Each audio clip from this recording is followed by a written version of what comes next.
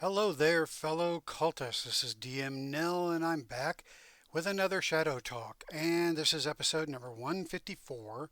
Today, I'm going to be comparing the initiative system from Shadow of the Weird Wizard to Shadow of the Demon Lord and some other RPGs.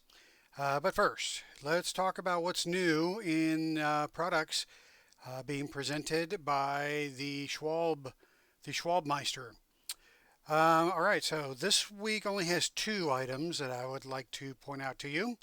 The first one is a master tier mission for the Punk Apocalyptic, the RPG game.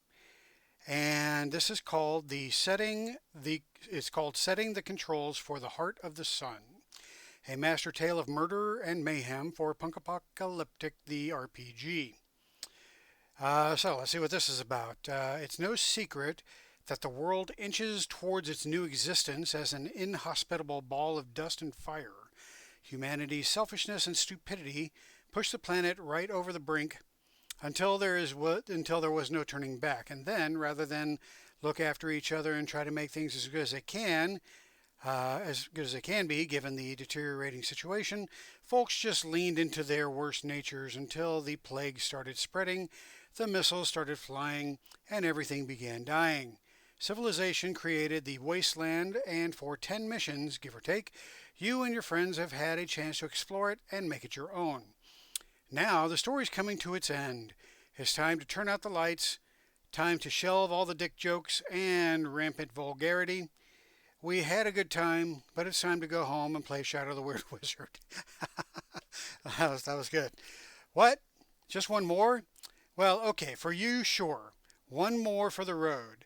Setting the controls for the Heart of the Sun marks the final mission in the campaign, and for now at least, the final product in the Punk Apocalyptic the RPG line. In this mission, the characters learn about some doomsday weapon the Fifth Reich plans to deploy as the final solution to the mutant problem. It seems that the Fifth Reich won't go quietly into the long night and plan to take everyone with them. It's going to be a close thing stopping these bastards, but if it happens, there might just be a shot at a brighter tomorrow. Nah, fuck that. Okay, so yeah, that's this is I guess the last product for Punk Apocalyptic the RPG, unless something um, causes him to come back to this. But interesting. So at least this will complete my collection for Punk Apocalyptic, and if I ever choose to run a campaign, I have a full adventure path waiting for me. And it sounds like it could be a fun game. Again, I'm not big into your road warrior type future, post-apocalyptic type game. But if I were to run one, this sounds like the one I would be running because it does sound like it'd be a hoot. But at any rate, so that is the first offering from Schwab Entertainment, and the next one is called Desperate Measures: A Shadow of the Weird Wizard Quest for Novice Heroes. So we have another novice adventure. And he's put out several novice games, a few expert games, and I haven't seen any master games or any master quests yet for Shadow of the Weird Wizard. So I'm kind of looking forward to seeing some master tier stuff. But we do have another novice tier game here, so or quest. So this one says, when the crops fail, when the bandits make off with the scant supplies you had to see you through the lean times, when you have eaten all the shoes and belts and backs and bark from the trees, what would you do to survive? Would you let hunger unfold you in its killing embrace? Or enfold you, not unfold you. Or would you do the unthinkable and feed upon your own in hopes of seeing another day? That's generally not a good idea in Schwab Entertainment games. In Desperate Measures, the group discovers a village where people once had to make this choice and chose badly. So there you go. Desperate measures. Looks like ghouls are the flavor of the month for this quest. And I'm going to have to read through this because I might be able to use this in an upcoming quest. I'll have to think about that. Anyway, all right, that was Desperate Measures. And that's it as far as Schwalb Entertainment offerings go. So, what do we talk about now? Well, let's talk about the main topic, which is the quest. No, not the quest. The initiative system for Shadow the Weird Wizard, how it runs, and how it compares to Shadow the Demon Lord or with other RPGs. So let me find it here first in the rules. I think it's past the character set. Oh, it's on page 42, way down here. Page 42 of Shadow the Weird Wizard. All right, so it's not called initiative in Shadow the Weird Wizard. So if you're going to be looking for the initiative system in the index or in the text, you're not going to find it. You're going to be looking under turns on page 42. Turns is just another way of saying initiative for gaming purposes, for RPGs anyway. So let's just read through how turns work for Shadow the Weird Wizard. On each of its turns, a combatant can move and use an action before, after, or during its move. Each combatant must complete its turn before another can take its turn. Each round, all the combatants under the Sage's control take their turns first, acting in any order the Sage chooses. The Sage can change the order of these combatants' turns each round. Once all combatants under the Sage's control have taken their turns, the players take their turns. Each round, players can declare that they are taking their turns in any order they like. Once a player does so, the others must wait until that player finishes their turn. If two players want to act at the same time and cannot decide who goes first, the Sage decides for them. Some effects begin or end at the end of a turn. If multiple effects begin or end at the end of your turn, you resolve any harmful effects first, in the order you choose, and then the other effects, again in the order that you choose. Some effects and activities allow you to act out of turn. Each combatant can act out of turn just once each round by using a reaction. More on using reactions appear on page 48. And then there is the end of round. Okay. So that is how Shadow the Weird Wizard handles its initiative. And it's very similar to Shadow of the Demon Lord, except in Shadow of the Demon Lord you have what is referred to as a slow turn and a fast turn. So I would say the Shadow of the Demon Lord is probably more complicated in its description, but it's functionally very similar to Shadow of the Weird Wizard. But again, in Shadow of the Demon Lord, you have a slow turn. You have your fast turn. The fast turns go first. So whoever wants to go fast, they can choose to go in the fast turn. The fast turn means that you can take either an action or you can do a move, but you can't do both in the fast turn. If you take a fast turn, then you can't take a slow turn. You still have a reaction, however.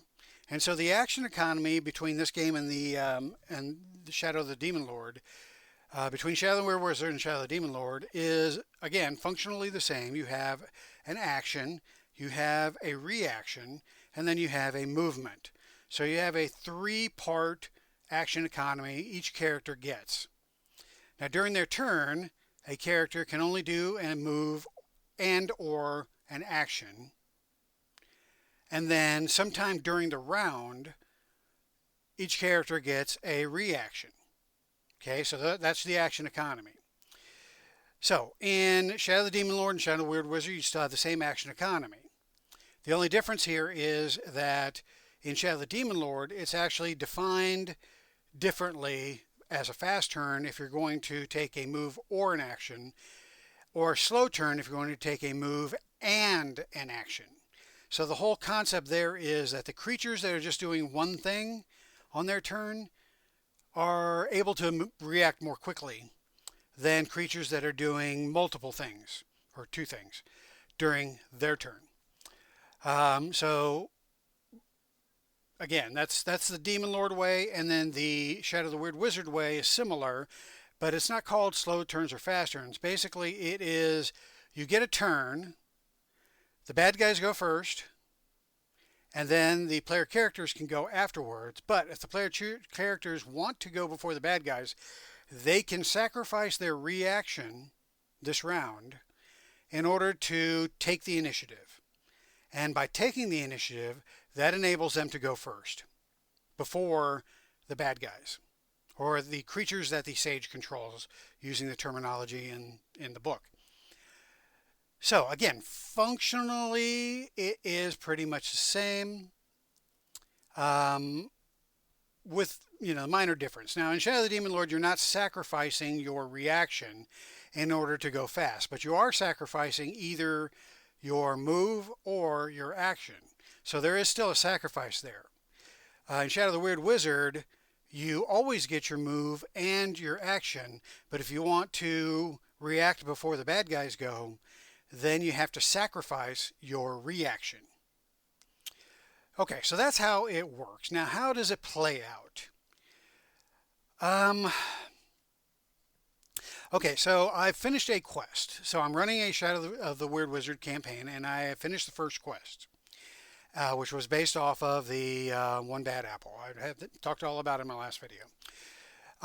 We had, I believe, 4 combat encounters in total. And the initiative system, I think, and this is my first impression, of course, because it's only one quest that I've done so far, but I feel like the low levels of Shadow of the Weird Wizard is going to encourage the player characters to take the initiative basically every turn, because they're really not missing out on anything. The only thing they're really potentially missing out on is using their reaction for a free attack.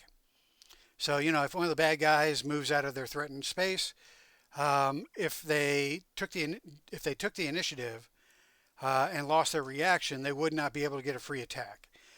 But that's not that big a deal at low levels.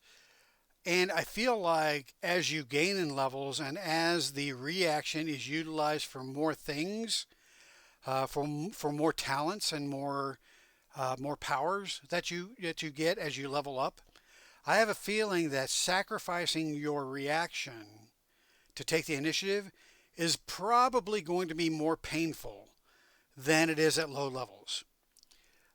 Because again, the only thing you're really sacrificing at low levels is the ability to make a free attack if a creature moves out of your threatened space. And how often do creatures move out of threatened spaces? Stupid creatures might do it frequently, but creatures that have any inkling of how to fight are not going to purposefully trigger a free attack. Unless they have enough health in order to withstand a potential free attack. So that's what I noticed in my first quest. Most of my players were taking the initiative because they really didn't have anything to lose, and really they weren't using their reaction otherwise. So it was probably actually better for them to use their reaction rather than not use it at all. So that's one thing that I noticed as far as that goes. Now, on paper, I liked the idea that the creatures that the sage runs goes before the player characters. That's one thing about the Shadow of the Demon Lord initiative system I did not like.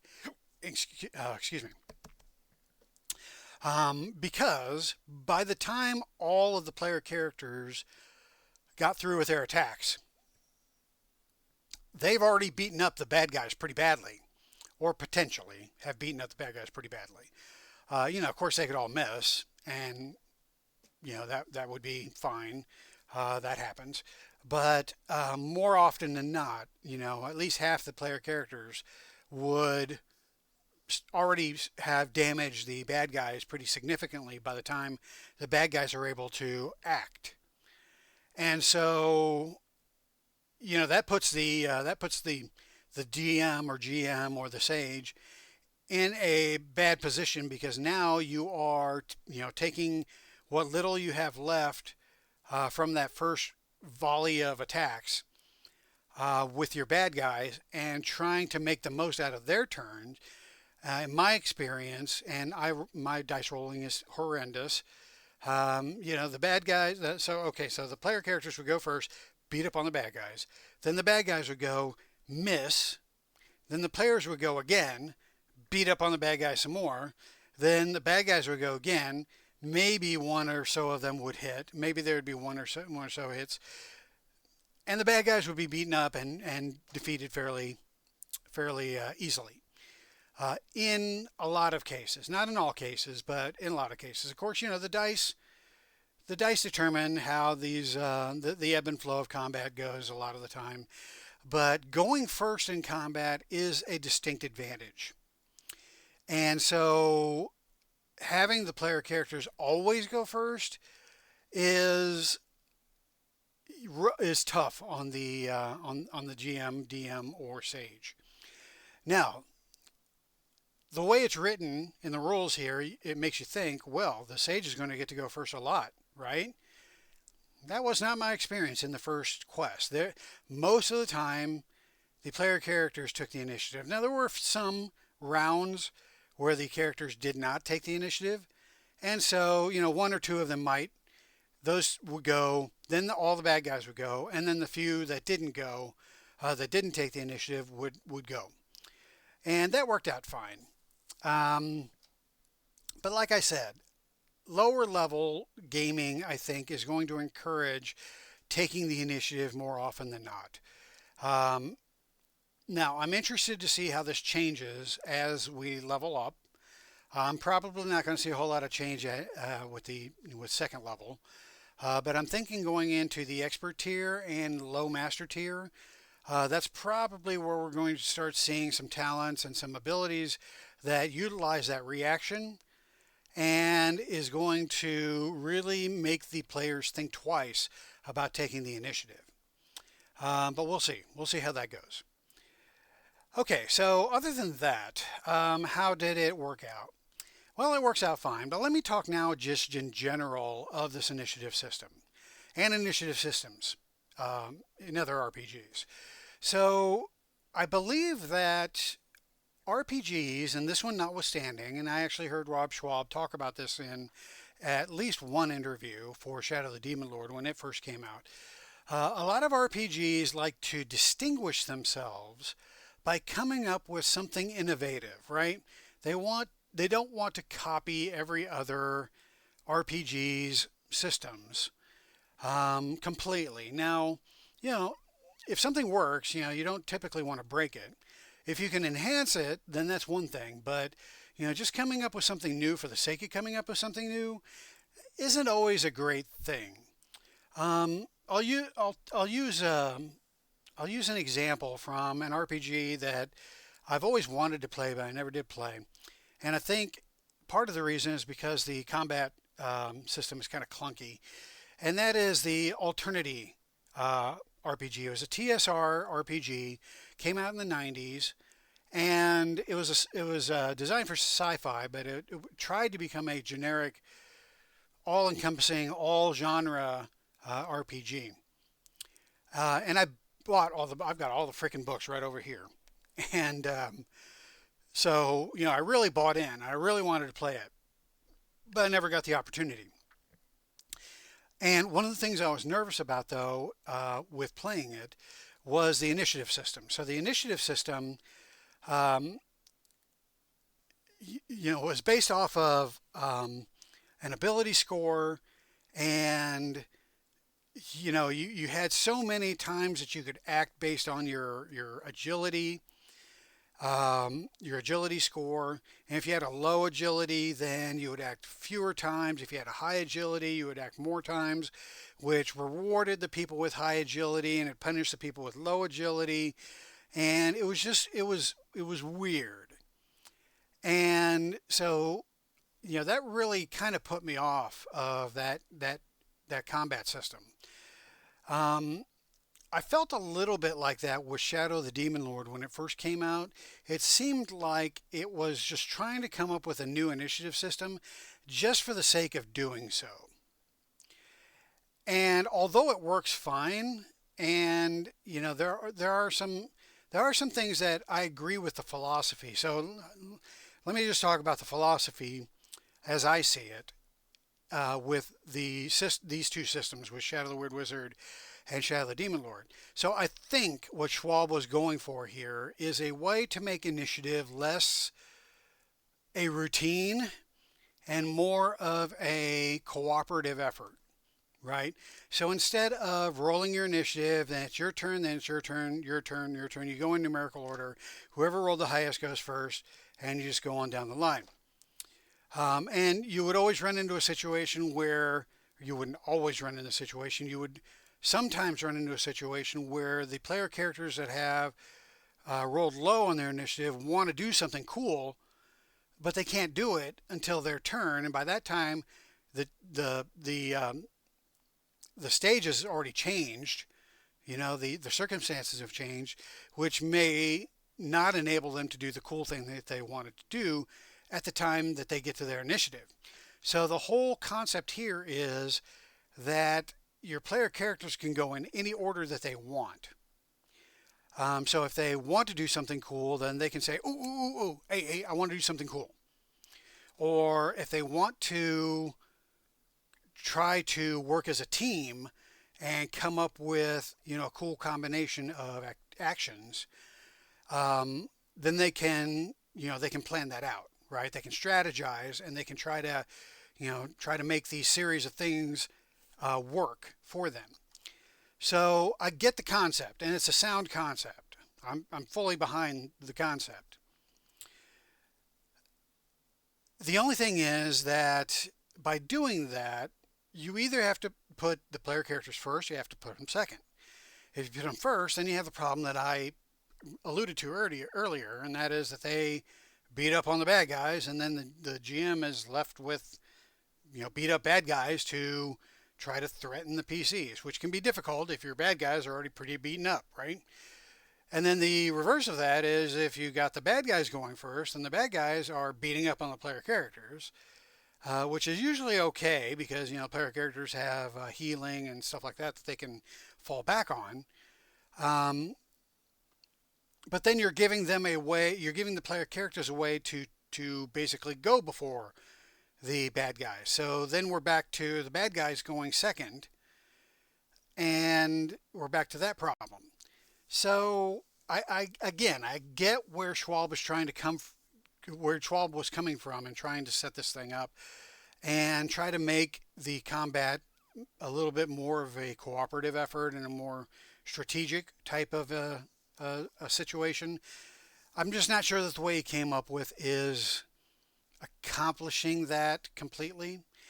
What I found in most of my Shadow the Demon Lord games, which I've run many, and the few Shadow the Weird Wizard games, is that there's not a whole lot of strategizing really going on. You may have a player character that says, "Ooh, there's something I want to do."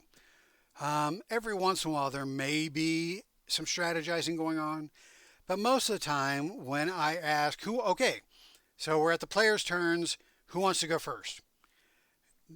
It's crickets, right? I mean, nobody knows what they want to do. Nobody wants to be the guy that starts it off. And so, we waste valuable game time because nobody's jumping in there with a clear-cut plan on what they want to do. Like I said, every once in a while that does, they do have a plan, but the majority of the time, again, crickets. So I compare that to D&D. And D&D is probably the most well-known initiative system because it's the most played RPG out there. And so in D&D, you have everybody roll initiative. You add your agility modifier, your dexterity modifier, and to your roll 20, to your D20 roll, and then whoever has the highest goes first, and then you just go in descending order. and any ties pretty much go simultaneously. Or you can say that the person with the highest dexterity goes before the other person. However, it doesn't matter to me in my games. But at any rate, that's how it's supposed to work, right? And the advantage of that is that everybody knows when they're supposed to go. And so when it gets to be your turn, you know it's your turn, and presumably you're already thinking about what you want to do. Now, of course, we also run into the problem in D&D where, person hasn't been paying attention and they get to their turn and they don't know what they want to do. They're still looking at their spells. They're looking at the current state of the miniatures on the tabletop or in the virtual tabletop, and fiddling around with their character sheets, trying to figure out what they want to do. But that happens in Demon Lord and in Weird Wizard as well. So it's not, the Weird Wizard way initiative is not resolving that problem. It wants to resolve that problem by encouraging players to strategize, but then it's up to the players to do the strategizing, and it just does not always manifest that way, in my experience. Your group may be a little bit more of a strategic group than mine is. But I have a feeling that the average D&D group out there is comprised of individuals that are thinking about what their character can do and not as what the team can do. Again, just my experience. Your mileage may vary. So where does this lead us? Is there a perfect initiative system out there? Well, if there is, I've not encountered it. And I've heard some people complain that initiative systems are just clunky because it takes you away from the immersion in the story and puts you into the gaming mindset. Now, that's never bothered me. I think that the story and the game should go hand in hand. And I think there should be a transition from the story to the game, because you can't just stay in story mode the whole time that you're in combat, because there has to be a system for the combat. It has to be a fair system that is consistent. Otherwise, if you say at the end, okay, you're in a story, the PCs sneak up on the guard and they're just going to attack the guard because the guard hasn't noticed them. Okay, so they go up, they start whacking on the guard, right? The guard is caught off guard, and he can react eventually, but only after the PCs beat up on him. That's fairly clear cut story progression from the story to the combat. But a lot of combats aren't that clear cut. A lot of combats are, you go into the next dungeon room and there's a room full of skeletons and they attack. So how does that resolve story-wise? Well, you're basically encouraging the players to say, well, here's what we're going to do. Every time we come to a dungeon door, we're going to be ready that there is a group of something on the other side of that door that's ready to attack us. So here's our order of operations. We're going to have the archer behind us ready to shoot an arrow first as soon as the door opens and anything moves. And then we're going to have the thief dart into the room and find a shadow to hide in so he can do some backstabbing. And then, and then the GM's in there going, yeah, okay, well, all right. How am I going to interject these skeletons attacking into this complex plan that they have pre-thought out for every encounter that they're going to find in a dungeon, right? So, obviously you can't run a game that way. That's just too mechanical in favor of the PCs. So there has to be a fair way of adjudicating a combat scenario where the PCs have a chance, the bad guys have a chance, and those two come together, and the PCs are always going to have the advantage because they have healing, they level up, They have abilities, and the bad guys are just designed to last one combat encounter. So they're always going to be at a disadvantage. But they have to at least be a threat. And so you have to have a system where the two sides can meet. The PCs can do their thing. The bad guys are tough enough to last a few rounds, do some damage, and whittle away some of the PC's resources, but not so badly that they, overcome the PCs. At least not every time. That can be one encounter out of several in a dungeon where the PCs meet an overpowering force, and then they have to make a choice as to whether they want to stay in the combat and get defeated, or exit and try again, live to try again another day. But all that to say is that you need an initiative system that will enable that combat to flow smoothly, so that the GM can adjudicate properly. The PCs know when they are enabled to act. And then there are rules that enable them to act out of turn. That's what the reaction is for. There are certain abilities that let you do things out of turn. So these are the things that have to be all taken into consideration in order for a combat to run smoothly. Now, does Shadow the Wood Wizard do the trick? Yeah, it does. So does Shadow the Demon Lord, and so does Dungeons and Dragons Initiative and Pathfinder and Tales of the Valiant, and all of those that use the roll initiative and add your dexterity modifier. So I guess it comes down to personal preference. Again, I've yet to see an initiative system that is better or does the job better, and I'm not sure that that system exists. So it really just comes down to personal preference. I like this system for Shadow the Weird Wizard about as much as I liked it for Shadow the Demon Lord. Did I love it? No. Do I love the D&D system? No. Do they work? Yes. Okay, well, if they work and I can't come up with a better way, a better system, then just go with what works, right? Now, out of the preference, my personal preference, for the Schwab way or the D&D way, I kind of prefer the D&D way, because at least the player characters know when they're supposed to go. The Schwab way tends to waste some valuable gaming time when the PCs are kind of twiddling their thumbs, wondering who's going to go first. And that happens every round. So, combat lasts 4 or 5 rounds, and you got PCs, every time it's the PC's turns, and they don't know what they're going to do, or who's going to go first. That wastes some valuable time. So that's why I kind of lean towards a D&D system for initiative.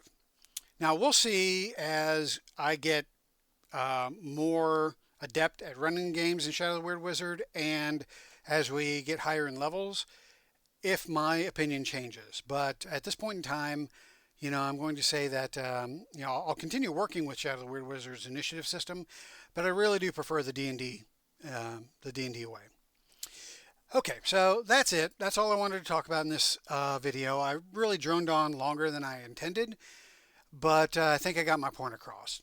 So hope you like these shorter videos. I really do want to just kind of focus in on an aspect of the rules once I've had some experience in running some things, and give you my perspective and my opinion on how they are working. So with that, I will go ahead and wrap up this video. Thank you for watching. Hail to the Demon Lord, and I'm out of here. If I can figure out how to stop this recording. Stop the recording.